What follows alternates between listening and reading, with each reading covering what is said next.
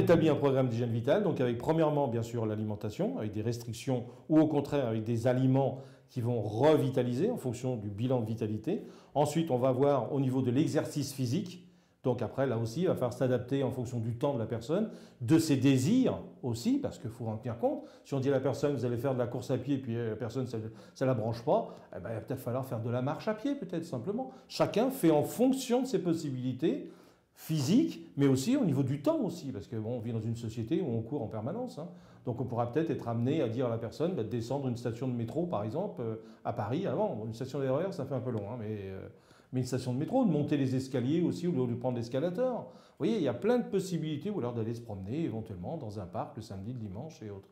Ensuite, le côté psycho. Donc là aussi, on va essayer d'enseigner aux gens à se relaxer, à essayer de prendre un bain tiède le soir, 1 fois par semaine, 2 fois par semaine, pourquoi pas, parce qu'il faut penser aussi à l'écologie planétaire au niveau de l'eau, hein, bien entendu. Puis ensuite, on peut essayer, éventuellement lui suggérer peut-être d'entamer une psychothérapie. J'ai bien dit suggérer, parce que ça entraîne des frais, ça entraîne du temps, etc.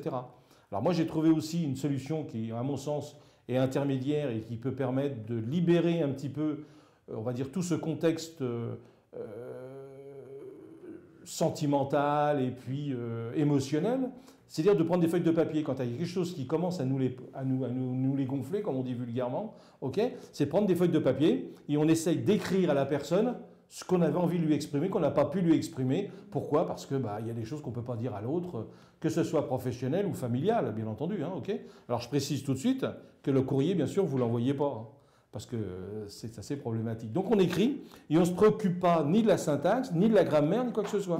Le but, c'est d'évacuer l'émotionnel que l'on a gardé. C'est un peu comme une cocotte minute. Quand elle commence à bouillir, qu'est-ce qu'on fait? On prend le petit chapeau qui est sur la cocotte minute et on laisse dégazer. Et bien là, le fait de pouvoir rédiger de temps en temps, ça permet de se libérer parce que quand ça fait 10 ans, 15 ans, 20 ans ou plus qu'on a gardé en mémoire cellulaire un petit peu tous ces éléments-là, ça fait des ravages et on assiste à des pathologies et qu'on voit de plus en plus maintenant, ce qu'on appelle les pathologies auto-immunes.